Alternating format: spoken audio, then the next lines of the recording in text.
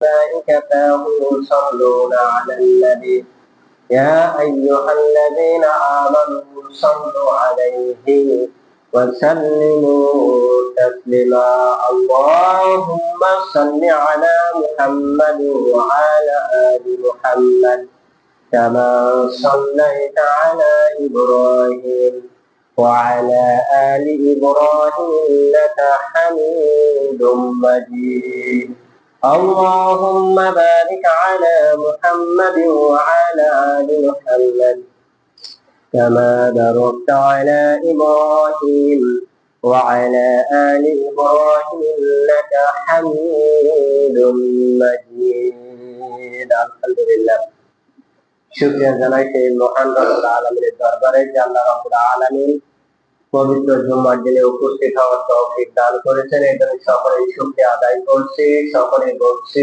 আলহামদুলিল্লাহ। আমাদের আলোচনা চলছিল, মনে আছে কোন জায়গায়? বলতে পারবেন কোন জায়গাটায় রেখে দিয়েছিলাম? হযরতে আম্মা জান আয়েশা রাদিয়াল্লাহু তাআলা আনহার একটা সফরের ঘটনা বলছিলাম, যুদ্ধের ঘটনা, মিথ্যা অপবাদের বিষয়ে। যখন যুদ্ধ থেকে রওনা ফিরতে পথে যেখানে অবস্থান করলো, রাত্রে যাপন করলো, সেখান পর্যন্ত আমরা রেখে দিয়েছিলাম একটু আগে গিয়ে। আম্মা জান আয়েশা রাদিয়াল্লাহু তাআলা আনহা তিনি শুয়ে থাকলেন, দেখলেন যে এখানে আর কেউ নাই। ওই রজনীতে তিনি যখন প্রয়োজন মেটাতে বাইরে গেলেন, বাইরে যাওয়ার পরে এসে দেখলেন যে আর এখানে আমার সঙ্গী সাথীরা জনাবে মুহাম্মদ রাসূলুল্লাহ সাল্লাল্লাহু আলাইহি ওয়াসাল্লাম সহ যত সাহাবা কিরাম ছিল কেউ আর নাই। এখন আমার করণীয় কি? আমার উচিত হবে যে আমি যে স্থান থেকে হারিয়ে গেছি আমি ওই স্থানে অবস্থান করব। আম্মা জান আয়েশা রাদিয়াল্লাহু তাআলা আনহা তিনি চিন্তা করলেন, যদি আমি এখান থেকে অন্যদিকে রওনা দিই বা আমি যদি দিক হারিয়ে ফেলি তাহলে আমি হারিয়ে যেতে পারি।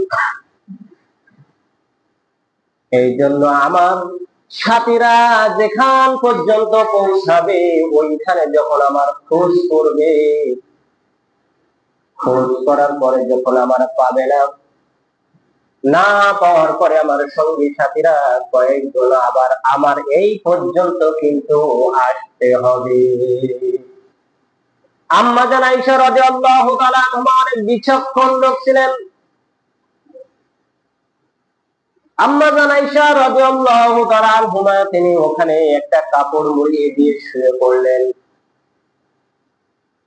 তখন পর্দার আয়াত নাযিল হওয়ার পরে তিনি আর কিন্তু তার চেহারা কাউকে দেখান নাই।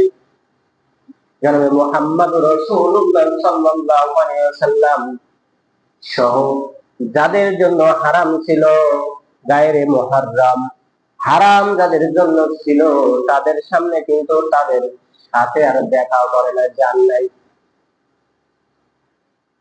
আম্মা জান আয়েশা রাদিয়াল্লাহু তাআলা আনহা ওখানে শুয়ে থাকলেন, কাপড় মুড়ি দিয়ে, একটা ওড়না মোড়াই দিয়ে। সেনাবাহিনীর পিছনে যিনি ছিল সাফওয়ান ইবনে মুআত্তাল, এই সাফওয়ান ইবনে মুআত্তাল তিনি যখন এসে দেখলেন একজন মানুষ মরার মতন পড়ে আছে, অদূর থেকে দেখে তিনি পড়লেন, তিনি বুঝলেন যে এই মানুষটা মারা গেছে। তিনি পড়লেন ইন্না লিল্লাহি ওয়া ইন্না ইলাইহি রাজিউন। এই শব্দটুকু শোনার পরে আম্মা জান আয়েশা রাদিয়াল্লাহু তাআলা আনহা তিনি উঠে গেলেন। ওঠার পরে নিজের চেহারাটা পর্দা দিয়ে, কাপড় দিয়ে, ওড়না দিয়ে, হেজাব দিয়ে ঢেকে রাখলেন। কারণ সাফওয়ান ইবনে মুআত্তাল তিনি পরপুরুষের ভিতরে পড়েন, গায়রে মুহাররমের ভিতরে পড়ে।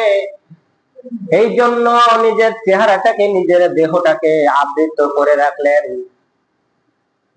যেহেতু সাফওয়ান ইবনে মুআত্তাল আম্মা জান আয়েশা রাদিয়াল্লাহু আনহাকে দেখেছিলেন পর্দার এই বিধান ফরজ হওয়ার আগে তিনি দেখেছিলেন, এই জন্য তিনি তানার কথার সুর আর বাঁচার ভঙ্গি দিয়ে বুঝতে পারলেন ইনি অন্য কেউ নন, জনাব মুহাম্মদুর রাসূলুল্লাহ সাল্লাল্লাহু আলাইহি ওয়াসাল্লামের স্ত্রী আম্মা জান আয়েশা রাদিয়াল্লাহু তাআলা আনহা।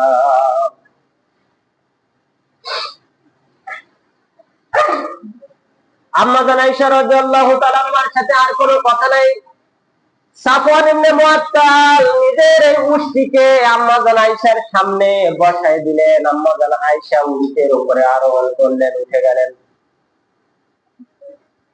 সাফওয়ান ইবনে মুআত্তাল তিনি উটের এই রশি ধরে আর পেছনের দিকে না তাকায়া সামনের দিকে তাকায়া সামনের দিকে রাস্তার দিকে অগ্রসর গন্তব্যস্থল পর্যন্ত পৌঁছায়েছেন। জনাবে মুহাম্মদুর রাসূলুল্লাহ সাল্লাল্লাহু আলাইহি ওয়াসাল্লামের সঙ্গী সাথীদের কাছে যখন পৌঁছায় তখন দ্বিপ্রহরের সময় হয়ে গিয়েছিল। এই অবস্থা দেখে মুনাফিকরা চক্রান্ত শুরু করে দিল। বিশেষ করে মুনাফিকের নেতা ইবনে উবাই ইবনে সুলুল চক্রান্ত শুরু করে দিল। চক্রান্ত শুরু করার পরে বলতে লাগলো মদিনাবাসীদের কাছে, মানুষের কাছে বলতে লাগলো যে মুহাম্মাদের স্ত্রী আয়েশা তিনি সাফওয়ান ইবনে মুআত্তালের সাথে রাত্রে যাপন করেছে। নাউজুবিল্লাহ বলবেন। রাসূলের স্ত্রী কখনো অপবিত্রতা হয় না, নবীরা কখনো অপবিত্র হয় না, নবীদের স্ত্রীও কখনো অপবিত্রতা হয় না। এই জন্য আল্লাহ রাব্বুল আলামিন নির্দিষ্ট করে নিজেই কিন্তু দায়িত্ব নিয়ে দেখেছিলেন আম্মা জান আয়েশাকে। স্বপ্নের ভিতরে আম্মা জান আয়েশাকে রাসূল সাল্লাল্লাহু আলাইহি সাল্লামের দর্শন মোবারক করিয়ে বিবাহ শাদী বন্ধনে আবদ্ধ করিয়েছিলেন। আম্মা জান আয়েশা রাদিয়াল্লাহু তাআলা আনহা তিনি কিছুই জানতেন না। বাসায় পৌঁছানোর পর ওখান থেকে মদিনায় তিনি অবস্থান করেন রাসূলের গৃহে। মুনাফিকের নেতা ইবনে উবাই ইবনে সুলুল চারটা ব্যক্তিকে হাতের কবজায় নিয়ে, মুমিন ব্যক্তি তারা রাসূল সাল্লাল্লাহু আলাইহি ওয়াসাল্লামের সাহাবীরা, চারটা ব্যক্তিকে বিশেষ করে হাত করে নিয়ে পরসার ঘটেছিলেন। গেল দিনে বলেছিলাম 1 নম্বর ব্যক্তি তিনি হলো হযরতে আবু বকর রাদিয়াল্লাহু তাআলা আনহুর আপন খালাতো ভাই।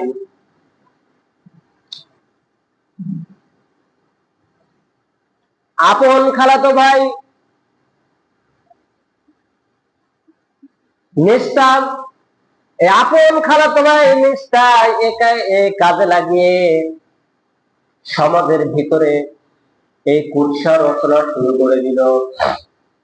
এর মূল কারণ গেল দিনেও বলেছিলাম, রাষ্ট্র ক্ষমতা নেওয়ার জন্য জনাবে মুহাম্মদুর রাসূলুল্লাহ সাল্লাল্লাহু আলাইহি ওয়াসাল্লামকে অপমান অপদস্থ করার জন্য, মদিনা থেকে বিতাড়িত করার জন্য মূল কারণ ছিল এটাই যে মুহাম্মদুর রাসূলুল্লাহ সাল্লাল্লাহু আলাইহি ওয়াসাল্লামকে যদি মদিনা থেকে বিতাড়িত করতে পারি তাহলে এই মদিনা ইয়াসরিবের প্রধানমন্ত্রী কিন্তু আমি হব।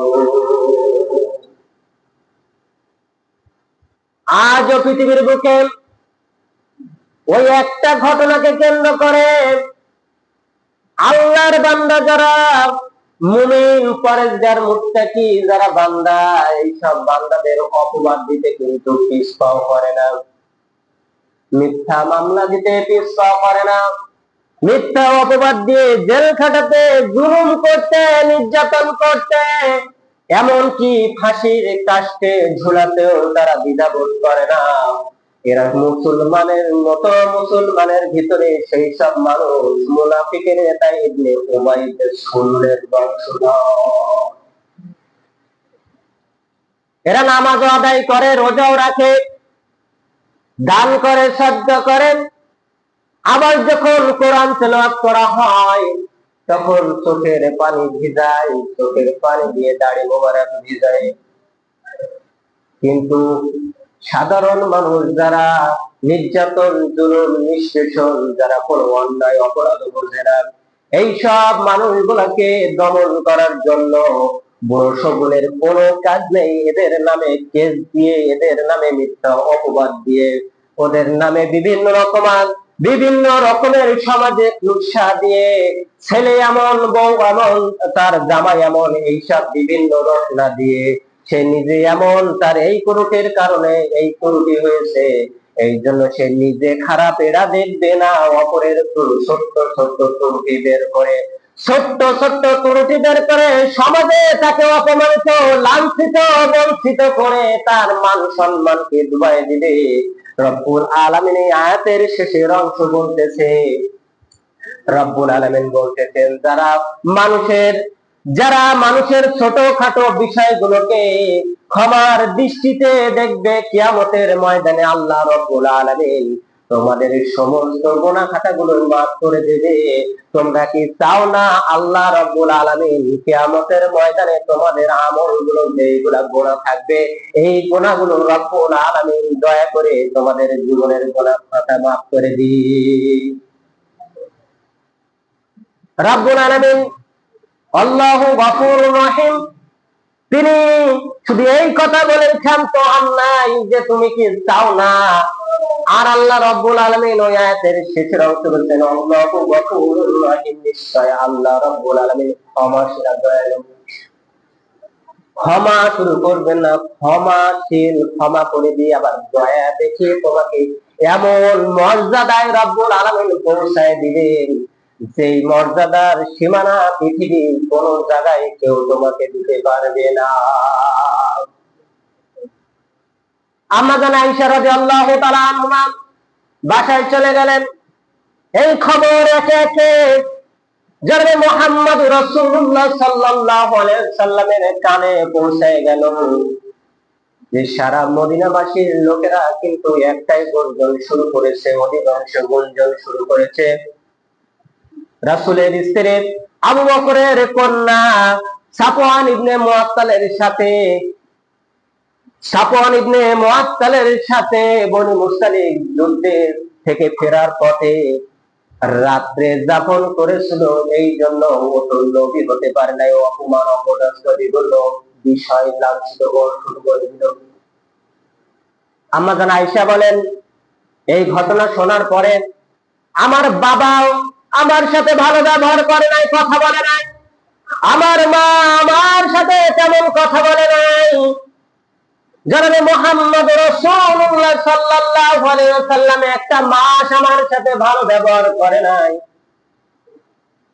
আমার মনের ভিতরে কেমন যেন উতলা হয়, আমার রাসূলের ভালোবাসা আমি পাই না, আমার স্বামী হয়ে আমি স্ত্রী আমার স্বামীর সেই মহব্বত, ভালোবাসার ডাক, হাসি দেখতে পারি নাই। জনাবে মুহাম্মদ রাসূলুল্লাহ সাল্লাল্লাহু আলাইহি ওয়াসাল্লাম বলেন, কোন স্বামী কোন স্ত্রী যদি মুহাব্বতের সাথে একটু হাসাহাসি করে, সেটাকে রব্বুল আলামিন সবে পরিণত করে দেন। রব্বুল আলামিন তোমাদের যেই স্বামী স্ত্রীর খুনসুটি হয়, খুনসুটির ভিতরে রব্বুল আলামিন সবে পরিণত করে দেন। রব্বুল আলামিন স্বামী স্ত্রীর ভিতরে যেই খাওয়া দাওয়া হয়, আম্মা জান আয়েশা বলেন, রাসূলুল্লাহ সাল্লাল্লাহু আলাইহি ওয়াসাল্লাম সেইখানে গিলাসে পানি পান করতেন। আমি আয়েশা আমার স্বামীর ঠোঁট যেখানে লাগতো আমিও চেষ্টা করতাম সেই বরাবর ঠোঁট লাগিয়ে পানি পান করার জন্য।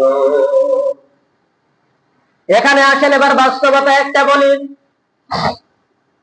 আমার জানা ঘটনা, বিয়ে হয়েছে মাত্র 2 মাস, 2 মাসের পর থেকে শুরু হয়ে গেছে স্বামী যেই প্লেটে ভাত খায়, স্ত্রীর জন্য একটা প্লেট, স্বামীর জন্য একটা প্লেট, স্ত্রীর জন্য একটা গিলাস, স্বামীর জন্য একটা গিলাস মেয়ে নির্দিষ্ট করে দিয়েছে। এক বাপের একটা মেয়ে দেখে বিবাহ করেছিল বেচারা, কিন্তু বিবাহ করার পর থেকে সংসারে অশান্তি কোন রকমের, অন্য কোন জায়গায় না, অশান্তি শুরু হলো। ও যে জিনিসটা ব্যবহার করবে স্ত্রী, ওই জিনিস যেন আর স্বামী ব্যবহার করতে না পারে। বাস্তব ঘটনা বলছি এটা। দেখার আমার কাছে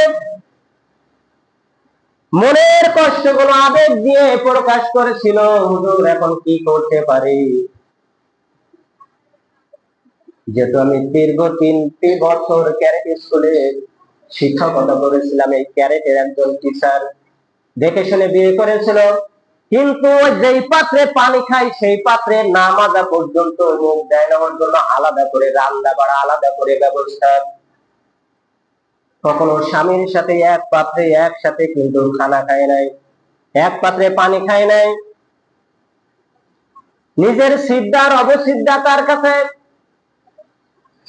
কিন্তু জনাবে মুহাম্মদ রাসূলুল্লাহ সাল্লাল্লাহু আলাইহি সাল্লাম বলেছেন, স্বামী স্ত্রীর দ্বন্দ্ব যতই হোক না কেন, যদি বিছানাটা আলাদা করে শুয়ে থাকো, আর ওই রাত্রে যদি স্বামী স্ত্রীর ভিতরে একজন, বিশেষ করে স্ত্রী যদি মারা যায়, তাহলে ওই স্ত্রী কিন্তু হিসাব দিয়ে জান্নাতে যেতে হবে। সুতরাং রব্বুল আলামিন বলতে চেয়েছেন, জনাবে মুহাম্মদ রাসূলুল্লাহ সাল্লাল্লাহু আলাইহি সাল্লাম বলেছেন, স্বামী স্ত্রীর দ্বন্দ্ব করে যদি আলাদা ভাবে শুয়ে থাকো, বিছানা আলাদা করে, তাহলে ওই পরিবারের পরে তোমাদের গজব পতিত হবে।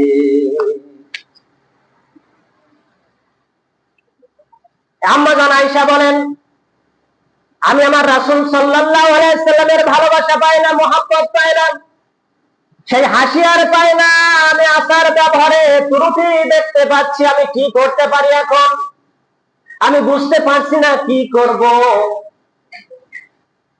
একটা মাস যাওয়ার পরে আম্মা জান আয়েশা বলেন, আমার বাবার খালা, ওই খালাকে নিয়ে আমি আবারও প্রয়োজনে বাইরে গিয়েছি। কারণ তৎকালীন সময় আম্মা জান আয়েশা রাদিয়াল্লাহু তাআলা আনহা বলেন, তৎকালীন সময়ে বাইরে যাওয়ার জন্য, প্রস্রাব পায়খানা করার জন্য একটু দূর জঙ্গলে যাওয়া লাগতো। তখন এই সমাজের মতো বাড়ির ভিতরে, আঙ্গিনার ভিতরে প্রস্রাব পায়খানার ব্যবস্থা তখন ছিল না।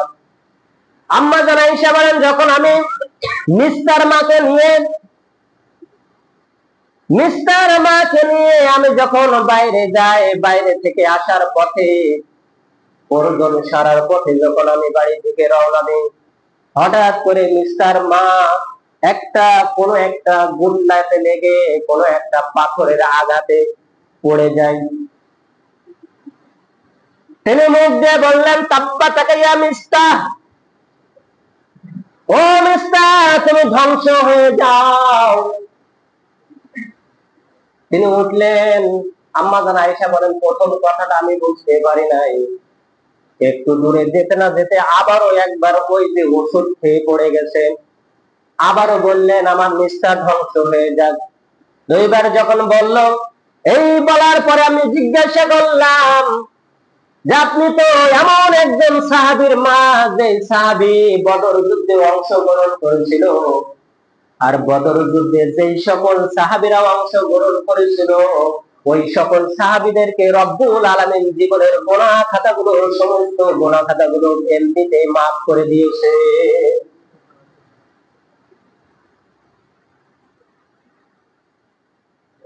মিস্টার আম্মা বলতেছে, আয়েশা, তোমাকে একটা বিষয় জানাতে চাই, আমি যে কেন আমার জবান দিয়ে আমার সন্তানের লালন চলে আসলো, তার একটাই কারণ হলো, তোমার নামে ওই যে বনু মুস্তালিক গোত্রে যুদ্ধে যাওয়ার পথে, আসার পথে এই ঘটনাটা ঘটেছে। সাফওয়ান ইবনে মুআত্তালের সাথে তুমি নাকি রাত্রে যাপন করেছো। মুমিনেরা কেউ বিশ্বাস করে না, কিন্তু কয়েকটা ব্যক্তি বিশ্বাস করে ফেলেছে। এই জন্য সারা মদিনায় গুঞ্জন উঠে গেছে, আয়েশা সাফওয়ান ইবনে মুআত্তালের সাথে রাত্রে যাপন করেছেন। আম্মা জান আয়েশা ওখান থেকে কাঁদা শুরু করে দিলেন। আম্মা জান আয়েশা বলেন, আমি কাঁদা শুরু করলাম, আর আমার ভাবার আর বুঝতে আর বাকি থাকলো না। আমি রাসূলুল্লাহ সাল্লাল্লাহু আলাইহি ওয়াসাল্লামের বাসায় যাওয়ার পরে, প্রয়োজন মিটিয়ে বাসায় যাওয়ার পরে আমি বললাম, ইয়া রাসূলুল্লাহ, ইয়া হাবিবাল্লাহ, আমার বাবার বাড়িতে যেতে চাই, আপনি যদি আমাকে অনুমতি দেন আমি আমার বাবার বাড়িতে কয়েকদিন যেতে চাই। বাবার বাড়িতে যাওয়ার এখন তো অনুমতি লাগে না, ইচ্ছা মতো যায় আর আসি। এর মূল একটাই কারণ, আমরা যখন বীজটা বেছে নেই, ধানের যখন বীজ আপনি বেছেন, বীজ কিন্তু 4টা প্রকারের হয়ে থাকে। প্রত্যায়িত বীজ, ভিত্তি বীজ। দেখবেন যে বীজটা আপনি কেনেন, বীজের ওপরে, প্যাকেটের ওপরে একটা লাল টিক থাকে, ছোট্ট একটা লাল রঙের, আর একটা হলুদ বীজ, মানে হলুদ একটা চিহ্ন থাকে। এই হলুদ চিহ্ন বীজটা কিন্তু আমাদের সংগ্রহ করা উচিত। একটা সবুজ বীজ, সবুজ চিহ্ন দেখবেন প্যাকেটের এক কোনায় আছে। কিন্তু এই বীজ বলতে আমরা যখন কন্যা দেখি আমাদের ছেলেদেরকে বিবাহ করানোর জন্য, আমাদের ছেলেদের বিবাহ করার জন্য যখন আমরা আমাদের ছেলেদের বিবাহ করার জন্য মেয়ে দেখি, তখন ভুল যে সিদ্ধান্তটাই পা দিই, ওই 1 নম্বর সিদ্ধান্ত হলো তার চেহারা, 2 নম্বর তার অর্থ, 3 নম্বর দেখি বাপ মায়ের পড়া মেয়ে। যদি একটা মেয়ে হয়, অর্থ সম্পদ সবই আমার ছেলে পাবে। আর যেই ঘটনাটা আমি বলেছিলাম একটু আগে, যে যেই গ্লাসে স্বামী পানি খায়, সেই গ্লাসে মেয়েটা পানি খায় না। এক বাপের এক মেয়ে ছিল, ওই এক বাপের এক মেয়ে হওয়ার কারণে সংসার করতে গিয়ে 1টা বছর পার হতে না হতে এই সংসার ভাগ হয়ে তার মানে তালাক হয়ে গেছে। জনাবে মুহাম্মদ রাসূলুল্লাহ সাল্লাল্লাহু আলাইহি সাল্লাম বলেন, যখন তোমরা মেয়েকে দেখবে তখন দেখবে ধার্মিকতা তোমরা দেখবে। কারণ নদীর পানি যদি ঘোলা হয়, ঘোলা পানি কিন্তু পবিত্র হয়। পুকুরের পানি যতই চকচক করে না কেন, যদি এক কোনায় বড় ময়লার স্তূপ থাকে, তাহলে অবশ্যই অবশ্যই ওই পানি কিন্তু নাপাক হয়ে যাবে। আম্মা জান আয়েশা বলেন, আমি স্বামীর কাছ থেকে অনুমতি নিলাম। স্বামী আমার অনুমতি দেওয়ার পরে আমি যখন রওনা দিলাম, আমার বাবাকে ডাক দিয়ে বললাম, বাবার বাড়িতে যাওয়ার পরে, বাবা এইরকম একটা ঘটনা তুমি আমাকে জানাওনি, আমার একটা সমাধানের উত্তর দাও। হযরতে আবু বকর রাদিয়াল্লাহু তাআলা আনহু বললেন, এর উত্তর আমি দিতে পারবো না। হযরতে আবু বকর স্ত্রীকে বলল, আম্মা আমাকে একটা উত্তর দাও, আমি কি করব এখন? হযরতে আবু বকরের স্ত্রী বললেন, আমি কোনো উত্তর দিতে পারবো না, কারণ প্রতিটা বিষয়ে আল্লাহ আর আল্লাহর রাসূলের উপরে তারা সমর্পণ করে দেয়। এই একটা বিষয়ে আমি কি সিদ্ধান্ত দেব, আমার কোনো সিদ্ধান্তের কোনো বিষয় খুঁজে পাচ্ছি না। আম্মা জান আয়েশা বলেন, আমি ওখান থেকে আমি মনে করলাম আমার পৃথিবী থেকে আমার বেঁচে থাকার বা আমার পৃথিবীতে আমার থাকার আর কোনো অস্তিত্ব আমি খুঁজে পাই না। আমি এখান থেকে সিদ্ধান্ত করলাম আমার এই উত্তর কেবলমাত্র একজনে দিতে পারবে, সেটা হলো রব্বুল আলামিন ছাড়া আমার উত্তর কেউ দিতে পারবে না। চলে যাওয়ার পরে এবার হযরত আলী রাদিয়াল্লাহু তাআলা আনহু আর হযরত উমাইয়া রাদিয়াল্লাহু তাআলা আনহুকে ডাক দিলেন। জনাবে মুহাম্মদ রাসূলুল্লাহ সাল্লাল্লাহু আলাইহি সাল্লাম বললেন, কি পরামর্শ করা যায়? নিজের স্ত্রীর এই বিষয় বিশ্ব নবী তারপরেও 2 জন সাহাবীকে ডেকে পরামর্শ করতেন কি করা যায়। তার মানে আপনি যেই কাজটা করবেন, এই কাজটা আপনি গ্রামের মেম্বার হোক, চেয়ারম্যান হোক, এমপি হোক, মন্ত্রী হোক, একলা করতে পারবেন না। বিশ্ব নবীর মতন মানুষ যদি 2 জন সাহাবীকে ডেকে পরামর্শ ভিত্তিক করতে পারে, আপনাকেও যে কোনো কাজ করতে হলে পরামর্শ ভিত্তিক করতে হবে। কথা বলেন না, একলা একলা করবেন? একলা একলা করবেন, সমাজে যারা আছে ওদের একটা তালিকা করবেন। নেতা আমার চেয়েছে, কি করবেন জানি না, তালিকা আমাদের বিরোধী পক্ষে যারা আছে তাদের নামগুলো দিয়ে দিবেন, থানায় জমা দিবে, মিথ্যা অপবাদ দিয়ে কেস দিয়ে দিবে। এটা মিথ্যা অপবাদের বিষয় বলছে। বিশ্বাস রাখেন, আল্লাহর কোরআন যদি সত্য হয়ে থাকে আর আপনার বিশ্বাস যদি থেকে থাকে, রব্বুল আলামিন এই আয়াতটা শুধু মিথ্যা অপবাদের জন্য দিয়েছে আম্মা জান আয়েশার উপরে। এরকম মাতব্বারি নেতাগিরি করার জন্য যদি সাধারণ জনগণের উপরে বা বিরোধী পক্ষের দলের উপরে যদি এইভাবে আপনারা চাপ দেন বা কেউ দেয় বা আমি দিই বা অন্য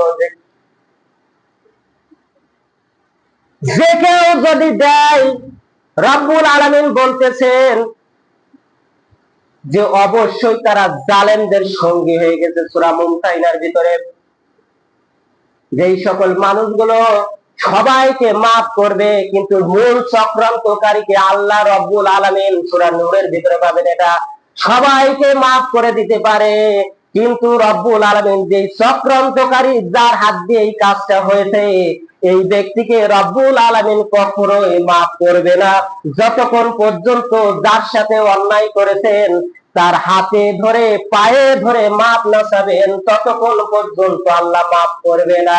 কারণ আল্লাহ রাব্বুল আলামিন দুইটা গুনাহ মাফ করে না। এক নম্বর গুনাহ, আপনি নামাজ এত কম করেছেন, রোজা রাখেন নাই, আপনি দান সদকা করেন নাই, হয়তো বা যাকাত দেন নাই, এটা হয়তো আল্লাহর কাছে ক্ষমা চাইলে আল্লাহ মাফ করবে কিন্তু আল্লাহর সাথে শিরিক করলে মাফ করবে না। আরেকটা হলো বান্দার সাথে যদি কোনো অপরাধ তুমি করে থাকো, মা বাবার সাথেও, অসহায় মানুষের সাথেও, যারা জুলুমের সহ্য করতে পারে তাদের সাথেও, এই মানুষগুলার সাথে যদি আপনি ক্ষমতার প্রহার দেখে জুলুম করেন, নির্যাতন করেন আর আপনি মাতব্বরগিরি করেন, তাহলে কিয়ামতের ময়দানে আল্লাহ রাব্বুল আলামিন কিন্তু আপনাকে মাফ করবে না। আপনি মুমিন হলে আপনার উদারতা থাকবে, নামাজ পড়বেন, রোজা রাখবেন, আপনার সাথে সবাই উদারতা ব্যবহার পাবে, এটাই আপনার আশা। আপনার আশা থাকবে আমি সকলের ভালোবাসায় আমি একটা মানুষ হতে চাই, কিয়ামতের ময়দানে যেন আল্লাহ রাব্বুল আলামিন আমি মারা যাওয়ার পরে আমার বিনা হিসেবে জান্নাত দেয়। রাসূলুল্লাহ সাল্লাল্লাহু আলাইহি সাল্লাম বলেছেন, তোমার যদি কোনো কিছু করার ক্ষমতা না থাকে অন্তত চুপ করে থাকো, তাতে নীরবতায় ভালোবাসা আছে, মাপ আছে। জনাবে মুহাম্মদ রাসূলুল্লাহ সাল্লাল্লাহু আলাইহি সাল্লাম পরামর্শ ভিত্তিক যখন করলেন, কোন সিদ্ধান্ত আসলো না। সিদ্ধান্ত না আসার পরে হযরত আলী রাদিয়াল্লাহু তাআলা আনহু বলেন, রাসূল আম্মা জান আয়েশার সাথে একজন দাসী ছিল, এই দাসীকে ডাকা হোক। দাসীকে ডাকা হলো, দাসীকে বলল, ও দাসী বলো তো দেখি। দাসীর নাম হলো বারিরা, একজন মহিলা সাহাবী। ও বারিরা সাহাবী, তোমার কাছে একটা প্রশ্ন, আম্মা জান আয়েশার বিরুদ্ধে তোমার কোনো অভিযোগ আছে নাকি? বারিরা বলল, ইয়া রাসূলুল্লাহ, ইয়া হাবিবাল্লাহ, একটাই শুধু আমার অভিযোগ আছে, সেই একটা অভিযোগ ছাড়া আমি আর কোনো অভিযোগ পাই নাই। সেটা হলো আম্মা জান আয়েশা রাদিয়াল্লাহু তাআলা যখন রান্নাঘরে যেতেন রুটি তৈরি করতেন, এই রুটি তৈরি করতে করতে তিনি ঘুমায়ে পড়তেন। আর আমি দেখেছি জনাবে মুহাম্মদ রাসূলুল্লাহ, সেটা হলো আপনি নিজে এসে আম্মা জান আয়েশাকে না ডেকে নিজের হাতে রুটি তৈরি করে বানিয়ে তারপরে আম্মা জান আয়েশাকে আপনি ঘুম থেকে ডেকে তুলতেন। কি শিক্ষা পাওয়া যাচ্ছে এখান থেকে? একটা পয়েন্টের ভিতরে একটা শিক্ষণীয়। কাজের থেকে বাড়ি এসেছেন আর দেখেছেন এখনো 2টা বেজে গেছে, স্ত্রীর রান্না হয় নাই। বাঁশের গোড়া কোন জায়গায় আছে আর লাঠি কোন জায়গায় আছে কায়দা করে, অথবা দেখা যায় ঘরের হাত। আর ওই যে মহিলা রান্না করতেছে আপনার ইমানটাকে টিকিয়ে রাখার জন্য, আপনার ইমানটাকে টিকিয়ে রাখার জন্য, জেনা থেকে বাঁচার জন্য, আপনার জীবনে সংসারে এসে সবকিছু উজাড় করে দিয়েছে। একটু ত্রুটি হওয়ার কারণে, একটু দেরি হওয়ার কারণে আপনি ওই বাঁশের গোড়ার মহিলার পিঠ সমান করেছেন। কিন্তু রাসূলুল্লাহ সাল্লাল্লাহু আলাইহি সাল্লাম এখানে হাদিস থেকে শিক্ষা নিয়ে হলো, তুমি এসে যদি দেখো যে এই অবস্থা, তারপরেও তুমি তার কাজে সহযোগিতা করো, কখনো প্রহার করো না। কারণ প্রহার করতে নিষেধ করেছে রাসূলুল্লাহ সাল্লাল্লাহু আলাইহি সাল্লাম। তোমার ভালো লাগলো না, তুমি সংকেত দেয়া দাও, প্রথম মাসে একটা তালাক দেয়া দাও। তোমার ভালো লাগলো না, দ্বিতীয় মাসে আরেকটা তালাক দিয়ে দাও। তোমার ভালো লাগলো না, তৃতীয় মাসে আরেকটা তালাক দিয়ে ছেড়ে দাও। কিন্তু তোমার উচিত হবে না কুমানুষের মতন, কুসন্তানের মতন ওই মহিলার উপরে তোমার ব্যবহার করা।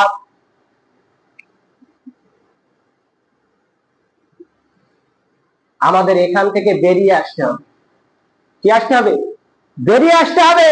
কারণ তারাও কিন্তু আল্লাহর বান্দি, সেই হিসাবও কিন্তু আপনাকে দিতে হবে। মুসলিম শরীফের হাদিস, রাসূলুল্লাহ সাল্লাল্লাহু আলাইহি ওয়াসাল্লাম বলেছেন, আলা কুল্লুকুম রাইন ওয়া কুল্লুকুম মাসউল। প্রত্যেক ব্যক্তিকে আপনার হিসাব দিতে হবে। আপনি হিসাব করে দেখেন, যতক্ষণ আপনি মাঠে কাজ করেছেন ততক্ষণ আপনি বাড়ি কাজ করেন, দেখেন হিসাবে মিলে যাবে। আপনার সন্তান দেখে, আপনার স্ত্রী দেখে, আপনার বাবা মাকে দেখে, আপনার ওয়াল ফ্যামিলিটাকে সে সংরক্ষণ করে। এরপরে যদি সে খারাপ করে, রাসূলুল্লাহ সাল্লাল্লাহু আলাইহি ওয়াসাল্লাম সমাধান দিয়েছেন, কিন্তু পরোহার করার বিষয় বলেন। ওয়া মা তাওফীকুল্লাহ, আল্লাহ রাব্বুল আলামিন। এখান থেকে এখনো ঘটনা রয়েছে। কি হলো? সর্বশেষ কি হলো? আবু বকর ওই ব্যক্তিদের সাথে কি ব্যবহার করলো, সাহাবীরা কি ব্যবহার করলো, আসলে ইনশাআল্লাহ একটু সকাল করে আসবেন, ইনশাআল্লাহ আলোচনা করা হবে। ওয়া মা তাওফীকুল্লাহ বিল্লাহ। আসসালামু আলাইকুম ওয়া রাহমাতুল্লাহি ওয়া বারাকাতুহু।